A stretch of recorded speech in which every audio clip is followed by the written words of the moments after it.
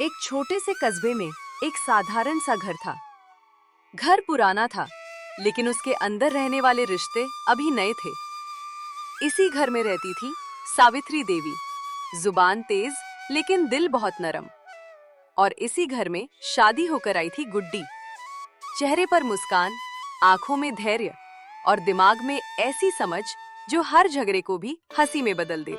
सुबह का समय था, चूल्हे पर चाय उबल रही थी और पूरे घर में सावित्री देवी की आवाज गूंज रही थी।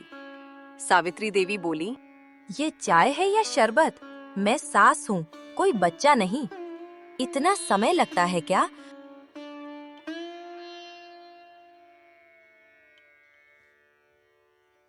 गुड्डी ने शांति से चाय का कप रखा और मुस्कुराकर बोली, माँ जी, जिंदगी वैसे ही कड़वी होती है, चाय तो मीठी रहने दीजिए। सावित्री देवी चुप हो गईं, लेकिन मन ही मन सोचने लगी। ये लड़की जुबान की बहुत तेज है।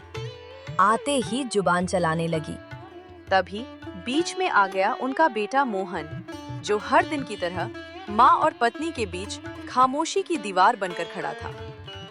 सावित्री देवी बोली, मेरे जमाने में बहुएं सास के सामने आंख उठाकर भी नहीं बोलती थीं, और आजकल की बहुएं आते ही जुबान चलाना शुरू कर देती है। गुड्डी ने धीरे से कहा, माँ जी, आपके जमाने में मोबाइल नहीं था, इसलिए परेशानियाँ भी कम थीं। मोहन ने मन ही मन सोचा, काश मैं भी मोबाइल होता तो चुप रह पाता। दिन बीतते गए। सावित्री देवी के ताने कम नहीं हुए और गुड्डी का धैर्य हर दिन परखा जाता रहा। पड़ोस की औरतें बातें बनाने लगीं। तुम्हारी बहू तो बहुत चालाक है, किसी की बात ही नहीं सुनती।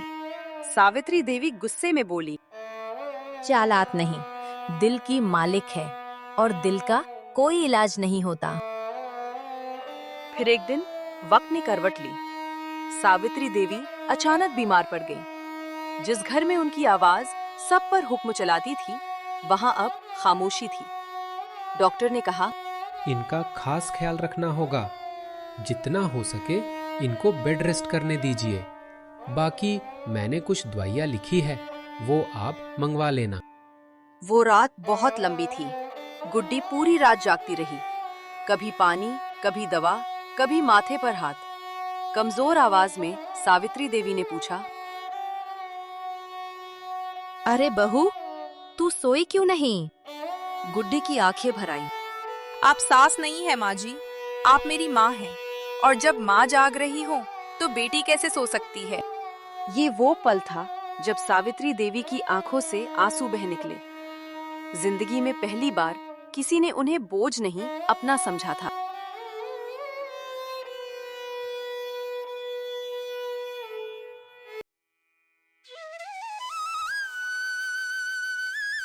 अगली सुबह पड़ोस का छोटा बच्चा चिन्नू आया और बोला, दादी, आप चाची को बहुत डांटती हो, लेकिन वो आपसे सबसे ज्यादा प्यार करती है। सावित्री देवी ने गुड्डी की तरफ देखा और धीरे से कहा, बच्चे कभी झूठ नहीं बोलते, और आज मुझे भी सच्चाई समझ आ गई। कुछ दिनों बाद सावित्री देवी ठीक हो गईं और उसी के साथ घर का माहौल भी बदल गया। उन्होंने सबके सामने कहा, लोग कहते हैं सास और बहू दुश्मन होती हैं, लेकिन सच ये है, अगर दिल साफ हो तो बहू बेटी बन जाती है।